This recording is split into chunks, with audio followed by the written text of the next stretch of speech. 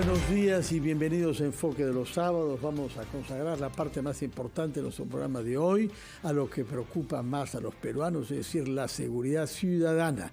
Esto quiere decir que todos tememos por lo que pueda pasarnos a nosotros y a nuestras familias. Hemos convocado por eso a personalidades concernidas por este tema, desde la acción política municipal, desde la acción de asociaciones civiles y también, naturalmente, pensando mucho en alcaldes de las regiones. Por eso iremos a Piura, particularmente Sullana, que como sabemos ha sido declarada en estado de emergencia, de la misma manera que 4 distritos de Lima.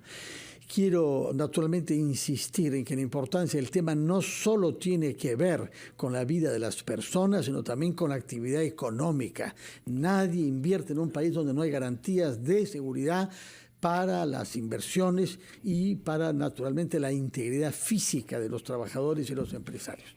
Y nuestros invitados son, por una parte, el alcalde de Magdalena, aquí en Lima, el señor Francis Allison, que se ha destacado por sus declaraciones y por su acción como alcalde distrital en este campo. Vamos a preguntarle cuál es el balance que hace de los primeros meses. Hemos invitado también al alcalde de Sullana, en Piura, que es el ingeniero Marlen Mogollón Meca, y junto a estos 2 alcaldes elegidos, un responsable de una ONG, Misión de Ciudades Seguras, cuya particularidad, tal y como yo lo veo, es querer buscar alianzas con ciudades de otros países para inspirarnos en lo que se está haciendo bien en otras partes de nuestra región latinoamericana. Comenzamos con Sullana y por eso le damos la palabra al ingeniero Marlen Mogollón.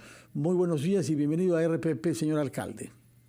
Sí, muy buenos días, amigos de RPP, colegas alcaldes, muy buenos días tengan todos ustedes y muchas gracias por la invitación. Espero absorber sus consultas, sus inquietudes, para que también la población de Sullana conozca en qué avance estamos en seguridad ciudadana. Bueno, como he dicho antes, estamos aquí en Lima, en la sede de RPP, con un alcalde y con un dirigente de una ONG, y queremos naturalmente oír de usted mismo qué es lo que se ha conseguido y qué perspectivas hay de que la situación mejore desde que se declaró el estado de emergencia en 7 distritos de Sullana, Piura. Sí. A ver, en resumen, hay 2 cosas importantes que se han conseguido. Lo primero es que el sicariato se ha reducido drásticamente. Recientemente ha habido una muerte, pero ha sido un ajuste de cuentas. Durante los 60 días no ha existido un golpe de sicariato. Y la otra cosa es de que estamos muy próximos a constituir, a establecer la unidad de flagrancia. Estas 2 cosas son positivas. Sin embargo, hay cosas negativas. Por ejemplo, que en los 60 días no se ha hecho nada por trabajar el tema de la lucha contra personas que hacen llamadas, que hacen mensajes extorsionando a los comerciantes, extorsionando a los emprendedores de Sullana, y esto sí causa mucha preocupación porque a continuación pueden suceder muertes. Y lo otro es de que hasta el momento las comisarías de Sullana no cuentan con el equipamiento necesario. Sí, también hay una cosa positiva. Antier llegó ya el equipo de avanzada de la policía especialista en criminalística. Esperemos de que también con la presencia de los DINOES empecemos a investigar y a dar golpes para ir desbaratando estas bandas que se dedican a la extorsión y también al gota a gota, etcétera, que perjudican a la población y, como usted dice, a los emprendedores, porque en un país no solamente se trata de aplicar una medida de emergencia, sino también darle las facilidades y la seguridad del caso. ¿Cómo se explica, señor alcalde, que según usted no hayan habido actividades de sicarios desde que se instauró el estado de emergencia? ¿Es porque los sicarios se abstienen de actuar en las actuales condiciones o porque han preferido ir a los distritos vecinos? Bien, a ver, los distritos vecinos en todo caso serían primero los de la provincia donde tampoco ha sucedido, y las provincias vecinas, en este caso Talara, Piura, Ayabaca, Paita, tampoco ha sucedido. Quiere decir de que, como dicen los técnicos, están hibernando, están metidos seguramente en sus casas pero estos 60 días más creo que van a tener que salir y justamente va a ser oportuno hacer las detenciones necesarias. Recuerden que también estamos contando con el apoyo del ejército, que está saliendo a dar patrullaje acompañando a la policía, como también al Serenado. Muchas gracias por esa primera respuesta, señor. Quisiera que reaccione el alcalde Francis Allison. Usted está a la cabeza de un distrito en Lima, Magdalena, en donde tiene ya usted datos sobre cómo ha evolucionado, no desde el estado de emergencia, porque no hay estado de emergencia en su distrito, sino de que usted entró en funciones hace 10 meses y medio. Fernando, muy buenos días. Un abrazo para mi colega alcalde de Subiana y a todos los oyentes. A ver, en Magdalena del Mar hemos bajado más del 50% el índice delictivo, pero lo hemos hecho en realidad por dos motivos básicamente. El primero, porque hemos tenido un trabajo coordinado de la mano con el Ministerio del Interior y con unidades especializadas como el Escuadrón Verde, los halcones de la policía, en fin, con quienes venimos haciendo permanentes operativos. Y por eso yo sí agradezco públicamente al exministro Vicente Romero, porque hemos tenido las puertas absolutamente abiertas y un diálogo alcalde y ministro que nunca antes yo había visto, siendo ese mi quinto periodo. En segundo lugar, lo otro se debe a un tema de priorizar y destinar los recursos a lo más importante, que es la lucha contra la delincuencia. En este año, Fernando, Magdalena del Mar ha invertido más de 32% de todo su presupuesto para luchar contra la delincuencia. ¿En qué se ha convertido este dinero? Por ejemplo, en un convenio con Enel, por el cual hemos cambiado a luz LED ya más de un tercio del distrito, 6,5 millones hemos invertido solamente en mejorar la iluminación, lo cual es súper positivo porque evidentemente el delincuente busca delinquir donde es menos probable que se le capture, o sea, en lugares más oscuros. Segundo, hemos comprado flota vehicular de carros, de motos. ¿Cuántos carros? 20 carros para menos de 4 kilómetros cuadrados. Son más que suficientes, 22 motos, hemos pasado de 83 serenos a 320, repito, para menos de 4 kilómetros cuadrados. 10 veces más serenos. Claro, estamos disparando todo y seguimos haciéndolo. Por ejemplo, hemos instalado cerca de 200 cámaras más y en ese momento estamos terminando de instalar 70 cámaras más. Una o dos en la puerta de cada colegio de Magdalena para cuidar a nuestros niños y jóvenes. Y además, Fernando, en ese momento estamos instalando cámaras en casi todas las entradas de Magdalena, pero cámaras bajas, para filmar las caras de los que entran a Magdalena. De esa manera, filmando la cara de los que entran y videovigilando, vamos a poder detectar en algunos casos a gente sospechosa que entre desde que llegue. Segundo, ¿no es cierto?, vamos a poder visualizar mejor las placas para hacer, obviamente, el contraste de la placa con la que entran con el registro de propiedad vehicular. Solamente esta semana hemos capturado a 2 delincuentes que entraban con moto, con una placa verdadera, pero con anotación de robo. Esta semana hemos capturado a 2, solamente estando atentos a los que entran y transitan por Magdalena. Capturado a 2 que han sido remitidos a la Fiscalía. Así es. Hay una buena coordinación, hay una unidad de flagrancia. Ahora quiero llegar a eso y también por eso, para acabar, estamos cerrando ahora 70 cámaras más. Quiero más bien ir a ese punto que es fundamental. Yo vengo quejándome públicamente una y otra vez de la labor que están haciendo algunos magistrados malos, y hablemoslo claro, corruptos. No son la mayoría, son la minoría. Pero hay corrupción que está permitiendo que se libere a delincuentes peligrosos y armados al día, los 2 días que llegan detenidos por el Serenazgo o la Policía Nacional de Perú. Le pido públicamente a la fiscal de la Nación, que es una mujer honesta, y al presidente de la Corte Suprema y a los presidentes de las diferentes Cortes Superiores que noten esto, porque estos malos obviamente enlodan la imagen de los buenos, repito, que son la mayoría. Por ejemplo, detuvimos a Magdalena hace 3 semanas a un maleante con 300 quetes de droga y con un arma ilegal con el número borrado. Con arma de fuego con arma, y 300 gente. Así es. Yo les ruego que nos espere un instante, el tema es grave, nos quedamos con esa imagen terrible y retomaremos con usted antes de darle la palabra al señor José Manuel Saavedra para que nos dé su punto de vista sobre lo que los dos alcaldes nos han dicho sobre sus circunscripciones. Señor Allison, debía usted contarnos un caso concreto que sin embargo revela mucho sobre las dificultades que tenemos. Este es un caso concreto que revela la realidad nacional. A ver, la policía detiene, o el serenazgo, o conjuntamente detenemos a gente en flagrancia de delitos que no hay posibilidad jurídica de que sean liberados, pero los liberan. Y esto no tiene ninguna otra explicación, lo digo claramente, que no sea la corrupción. Y yo digo, así como se mete preso a cualquier funcionario público corrupto, también metamos presos a los fiscales y a los jueces corruptos. No son la mayoría, son la minoría. Esa minoría que suelta asesinos para que sigan matando por dinero, tiene que ser apresada. Vuelvo al caso de Magdalena. Detuvimos hace pocas semanas a un delincuente. Tenía 300 quetes. Esta aprehensión la hacemos con los halcones de la policía, que van todos los días 7 motos a Magdalena del Mar a rondar. Bueno, ¿qué sucede? No solamente tiene 300 quetes, sino que también tenía arma ilegal con número borrado, arma de fuego con número de serie borrado. ¿Para qué alguien tiene un arma ilegal? Aparte hay que tener en cuenta que la sola tenencia de arma ilegal ya es un delito gravísimo. Bueno, lo llevamos a la fiscalía y lo hemos encontrado caminando hace una semana en la calle. Lo más grave de ese caso es que cuando revisamos los antecedentes, Fernando, ese delincuente, tenía 8 capturas previas, repito, 8 capturas previas. La nuestra fue la 9ª captura y ya está en la calle. Entonces no podemos permitir que eso continúe.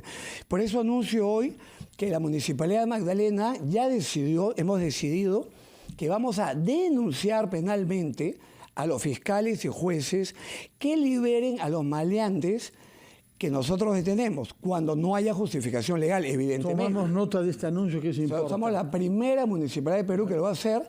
No vamos a permitir las puertas giratorias, que que fiscales o jueces que están ahí para hacer cumplir la ley sean quienes atenten justamente contra los derechos de nuestros vecinos, de ninguna manera. Señor Saavedra, ha escuchado el testimonio concreto de 2 alcaldes. Sus reacciones, por favor. Sí, bueno, en principio saludar también al alcalde de Sullana. Tuve la oportunidad de estar en su despacho hace aproximadamente un mes, en pleno estado de emergencia. Hicimos una visita a Sullana para ver la realidad justamente de esta importante provincia del norte. Me da mucho gusto de que al menos en su provincia sí ha habido resultados que ya son evidentes y que obviamente yo creo que van a... En algunos sectores, nos han dicho que en otros como la extorsión, no. Así es, no, en sicariato. Porque se han hibernado, están hibernando ellos solos. Así es, porque la delincuencia va migrando de una ciudad a otra. Lamentablemente, en el caso de Lima, por ejemplo, no ha sido así. Ha habido 10 asesinatos por sicariato en San Juan del Lurigancho, en todo el estado de emergencia. Y en San Martín de Porres siguen habiendo pues los casos de extorsión y diferentes delitos que se van cometiendo y que hemos visto que no han servido porque no son parte de una planificación estratégica que tenga objetivos claros y resultados que sean medibles. Y eso es lo que estamos careciendo en este momento. Y bueno, y felicitar al alcalde Allison. Yo soy vecino de Magdalena. Bueno, yo hasta hace unos... No sabíamos. No, ha sido una coincidencia, pero sí, es cierto, se nota una presencia obviamente de unidades de serenazgo. Quisieran aprovechar de su experiencia internacional. Usted tiene un conocimiento muy, digamos, detallado de la evolución de la delincuencia y la lucha del Estado en el Ecuador, donde ha sido elegido un joven empresario para la presidencia de la República, por lo menos 1 año y medio. ¿Qué hay ahí que nos pueda inspirar acá? Porque Ecuador tenía o sigue teniendo peores indicadores que el Perú, pero también hay una voluntad política más unificada de las diferentes corrientes políticas. Acá estamos peleándonos sin tomar en cuenta que el enemigo es ajeno a la política y prescinde de las ideas. Efectivamente, como ya lo habíamos mencionado, Ecuador también nos lleva a la delantera en el tema de delincuencia y criminalidad. Estamos a pocos, yo diría, si es la tendencia de la criminalidad y aumento de percepción de inseguridad sigue así en el país, estaríamos a pocos meses ya de convertirnos en una ciudad lamentablemente parecida a Durán o la de Guayaquil, en la cual en este momento los índices se han disparado. Viendo números, Ecuador tiene una tasa de victimización de 25 por cada 100.000 habitantes. Perú estamos en la tercera parte, tenemos 7 por cada 100.000 habitantes, con lo cual todavía obviamente tenemos nosotros muchas esperanzas de que esto se frene y que las cifras comiencen a descender. ¿Y qué podemos copiar del Ecuador? Yo creo que algo muy importante es el ECU 911. Es el centro de operaciones más grande que hay en Sudamérica. Está totalmente integrado, es decir, las cámaras de biovigilancia de la ciudad de Guayaquil y la ciudad de Quito tienen una secuencia, pases donde pases, toda la ciudad está integrada, o sea, puedes tener una secuencia de persecución. Hoy no ocurre acá, ¿no? Si el alcalde Allinson ve en sus cámaras a un delincuente que sale a San Isidro, las imágenes se pierden cuando salgan de Magdalena. No están totalmente integradas. Nos ha dicho en todos los ingresos, por lo menos para revisar las placas de los que entran. Sí, estamos instalando ahora, y para acabar, la semana pasada, por ejemplo, capturamos a un delincuente en moto, a 2 delincuentes en moto, 2, que venían de una persecución de San Isidro y entraban a Magdalena. ¿Pero quién los perseguía? 2 policías. Y en realidad es cierto, nosotros lo detectamos visualmente, que entraba una moto de delivery y 2 de policías persiguiéndolo, pero no teníamos las imágenes de San Isidro ni la comunicación de San Isidro. Claro. O sea, interesante lo de... Así es. Y fíjese, Ecuador, en el pedido de facultades se pidió la creación del Centro de Operaciones para Lima Metropolitana, que no lo tiene. Y eso en realidad sería fabuloso, porque lo que está ocurriendo en delincuentes que vengan de Breña, Pueblo Libre, llegan a Magdalena, van a perder el rastro una vez salgan de cualquiera de los distritos. Entonces, el Centro de Operaciones es importantísimo para poder Marlen Mogollón, otra vez volvemos con usted en Sullana, nos dijo que hay menos sicariato, pero que no se ha avanzado nada en las amenazas y las extorsiones, incluidas las que se hacen por teléfono, que se supone puede ser interceptado, y nos dijo también, lo cual es aún más lamentable, que no hay equipamiento, cámaras, vehículos, etcétera. Infórmenos con más precisión sobre eso, señor alcalde Mogollón. Lamentablemente, de momento tenemos una dificultad con Piura, entonces planteo la pregunta acá. Por sectores delictivos, usted nos ha hablado sobre el equipamiento del que disponen en cámaras, en motos. ¿Cuán eficaz es la interceptación telefónica de amenazas? Sobre todo porque sabemos que una de esas llamadas, algunas, se hacen desde la cárcel. A ver, 100%. A ver, creo 100% en la inteligencia policial. Más siendo peruano. Acá capturamos a Ismael Guzmán con el grupo GEIN, el Grupo Especial de Inteligencia, ¿no? Entonces, acá nadie nos va a decir que la inteligencia no es importantísima. Hay 2 tipos de delito. Aquellos que requieren de inteligencia policial para ser destruidos, como la extorsión, como el gota a gota, y todo lo que significa crimen organizado. Y hay otro tipo de delitos que no requieren inteligencia, que es, por ejemplo, el asalto callejero. Salen miles de raqueteros todos los días en grupo, de a 2 o más, a asaltar. Para eso no se requiere inteligencia. Eso, segundo, se destruye muy fácilmente. No intentando detener a esos miles, sino simplemente destruyendo los mercados de cosas robadas. No entiendo por qué, Fernando, se sigue permitiendo que existan mercados de cosas robadas a vice paciencia de todo el mundo. El día que destruyamos esos mercados, que todos sabemos dónde están, los asaltos callejeros caerán en más del 90%. Yo explico algo.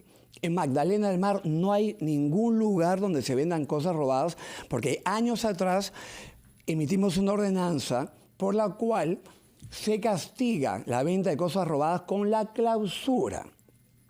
En el último operativo que hemos hecho con el Escuadrón Verde hace 3 semanas, hemos ido a todos los lugares que tienen algún giro vinculado a teléfonos celulares, a todos, que vendes case, que vendes, no importa, protector de luna, y hemos revisado cada centímetro de estos lugares, y con la policía del Escuadrón Verde y el Grupo Terna hemos llegado a la conclusión, una vez más, que nadie se atreve a vender cosas robadas en Magdalena porque le cerramos el local. Entonces, tenemos que trabajar la inteligencia así para siempre. Para siempre. Entonces, tenemos Para algunos delitos como la extorsión, por supuesto, la inteligencia es fundamental, pero para otros delitos como el asalto, el robo de teléfonos, requerimos básicamente de cerrar los mercados de cosas robadas. Y eso sí es en manos, ojo, de los alcaldes que podrían pedir apoyo a la policía y además, para el operativo conjunto, a otros municipios. En la historia municipal muchas veces hemos hecho operativos conjuntos, es decir, hemos prestado serenos de un distrito a otro para los operativos que nos importan a todos. Magnífica iniciativa. Vamos a ir a una pausa, después de la cual quiero plantearles a todos una pregunta que se deduce de lo que se ha dicho hasta ahora. ¿Fue razonable censurar al ministro del Interior, por una parte? ¿Y cuál es el perfil de la persona que deba reemplazarlo? A ver, yo estaba en contra de la censura, no solamente porque hemos tenido un ministro que ha coordinado permanentemente con los alcaldes, algo que nunca había visto, ese nivel de coordinación, sino además, Fernando, porque los que hemos estado cercanos sabíamos que venían prontamente, importantes capturas. Estaban llegando los patrulleros nuevos, venían capturas importantes. Y además porque, Fernando, el Ejecutivo pidió delegación de facultades legislativas para dos temas, uno de ellos para legislar sobre seguridad ciudadana, y este plazo termina el 20 de diciembre. Entonces, ni siquiera hemos permitido que acabe el plazo de 90 días, y menos aún que se utilicen esas nuevas normas, y la misma institución que es el Parlamento, que dio la delegación, no ha permitido ni siquiera llegar al 20 de diciembre que acababa la delegación. Entiendo que para muchos el estilo del ministro, que es un hombre pausado y calmo, significaba que le faltaba energía. Muchos lo sentían así. Quizás para muchos el estilo de un político como Urresti es mejor. Pero creo yo que el estilo no tiene mucho que ver con los resultados al final, ¿no? Entonces estábamos en contra, básicamente porque creemos que la situación de la seguridad ciudadana en el Perú es grave y que lo grave requiere de un tiempo prudente para ser curado. Y también entiendo y creo firmemente que nos hemos demorado mucho tiempo en darnos cuenta del problema. Igual que con Sendero. ¿Cuántos años nos demoramos en darnos cuenta de la problemática de Sendero Luminoso? Tener que estar explotando las bombas en Lima y en todos lados para darnos cuenta de lo que estaba pasando. Algo parecido pasó acá. Entonces, después de 20 años de abandono de la policía, no podemos querer que el ministro que entra con 47% de la flota, en 10 meses resuelva todo. Entonces, y por favor, si no entendemos esto, en 6 meses o 9 más asistiremos al funeral político del ministro del Interior que todavía no hemos nombrado. Tengamos paciencia. Sí, yo también hago un llamado para el trabajo conjunto entre todas las autoridades y que no todo el mundo esté soltando ideas sueltas o intentando legislar por su lado sin el Parlamento. Todo el mundo tiene iniciativas y cosas de manera descoordinada. En mi caso, estamos trabajando con la bancada del partido al cual pertenezco, APP, para presentar un bloque, un paquete junto para que el Parlamento lo apruebe. Esperamos que sea así. Respecto al perfil del nuevo ministro, debe de todas maneras no ser improvisado, por favor. Segundo, ser un hombre que tenga liderazgo, o mujer, y ascendencia sobre la policía. Porque también hemos tenido ministros que han entrado más bien a atacar a la policía y no estamos para eso en ese momento. Hay gente muy respetada por la policía. Por ejemplo, diga algunos nombres. A ver, Kluber Aliaga, por ejemplo, un ministro que ya fue ministro pero que renunció rápidamente por justamente la imagen de su propia institución. Se está hablando de varios nombres más, como del exministro Hidalgo, en fin. Veremos esa lista, es la verdadera, porque muchas veces hablamos de nombres que no son. Y tiene que ser un ciudadano, ciudadana que conozca también de investigación, de inteligencia, y que sea firme, que no sea temeroso, que proteja a sus policías cuando actúan, que a veces los apresan injustamente, que tiene que pechar y defender a la policía, que es a quien él representa, ¿no es cierto?, en favor de los ciudadanos. No podemos seguir teniendo policías que van presos y disparan, por ejemplo, claro, a menos que cometan, obviamente, un uso indebido de la fuerza y del arma. Señor Saavedra, una vez más, su perspectiva comparatista con otros países, ¿cuál es el perfil que debe tener el próximo ministro del Interior, que debemos conocer quizás hoy o mañana, porque ya creo que la presidenta Boluarte está de retorno a nuestro país? Sí, yo creo que en principio tiene que tener liderazgo. El liderazgo es muy importante para poder dirigir una institución, tener la capacidad además de generar confianza en la población, es decir, que tenga también capacidades de poder comunicar y que sea una persona que pueda generar esa confianza a través, digamos, del conocimiento que tenga específicamente, y como ya lo ha mencionado el alcalde Allinson, en inteligencia, en planeamiento estratégico, que es algo que yo creo que hasta el momento, y ahora el alcalde Allinson nos dirá si el ministro o la presidenta Boluarte los ha reunido y les ha dicho, miren alcaldes, queremos reducir la criminalidad en Lima de 25, 30% a 20%, es decir, 10 puntos en tantos tiempo y vamos a hacer A, B y C. Creo que esa visión hoy no la tenemos y es importantísimo que el nuevo ministro sí genere esa confianza con números claros, con indicadores precisos para que sepan los alcaldes, los gobernadores y la ciudadanía en general que estamos en un proceso justamente de recuperación de confianza, de reducción de criminalidad y que para eso es necesario realizar actividades que van a tener una secuencia y van a tener indicadores con los cuales ya no estaríamos censurando a tantos ministros, porque como lo decía el alcalde Allinson, tenemos en este momento un ministro que tenía 10 meses, que lo han sacado, y que como no teníamos las cifras claras, porque de repente las cifras las tenía la policía, la tenía PCM, y no las han compartido con los demás. Pero son malas. Y son malas, así es, porque la percepción es mala, entonces obviamente hay una alta rotación de ministros del Interior, 18 en los últimos 24 o 36 meses, que es totalmente, yo creo, perjudicial para la institucionalidad. Ahora, quisiera que abordemos un tema que es delicado, porque hay que abordarlo con prudencia y sin xenofobia. ¿Cuán buena es la coordinación con las policías de los países vecinos e incluso no vecinos como Venezuela?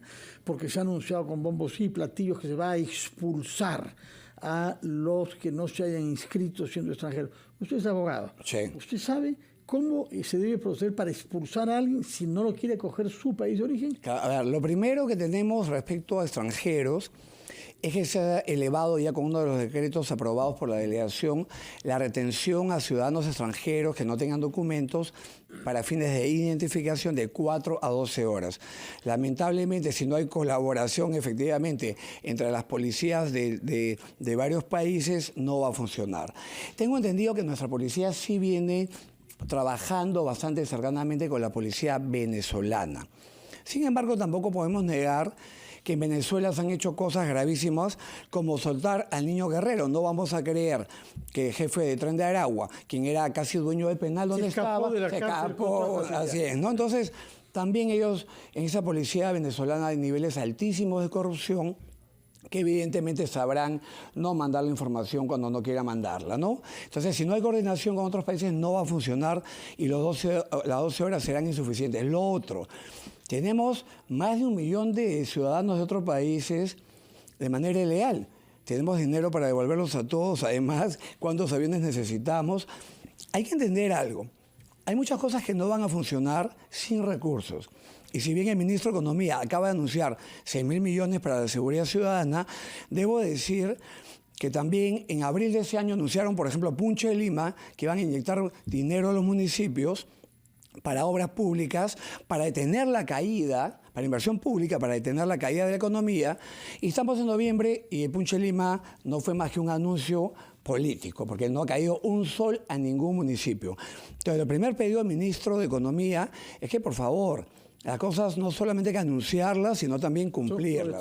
De los 6.000 millones que no queden pues en anuncio. Así, palabras finales, señor Saavedra. Sí, bueno, creo que es importante el continuar con la reducción de la criminalidad en el país y para lo cual necesitamos que la presidenta Boluarte tenga la voluntad política. Yo creo que eso es muy importante. No habla mucho sobre el tema y sobre Romero creo que no se lo pronunció en absoluto, ¿no? Es importante que ella, que llega el día de hoy, tengo entendido, al país, pueda demostrar esa voluntad política y hablarle al país la situación actual que vive de criminalidad y qué es lo que va a hacer y a qué ministro va a poner. Porque realmente puede poner al mejor experto en seguridad, pero si no hay justamente ese liderazgo del presidente de la República, no se va a poder tener ningún logro. Sin duda. Muchas gracias, señor alcalde. Gracias, alcalde Fernando, de Magdalena.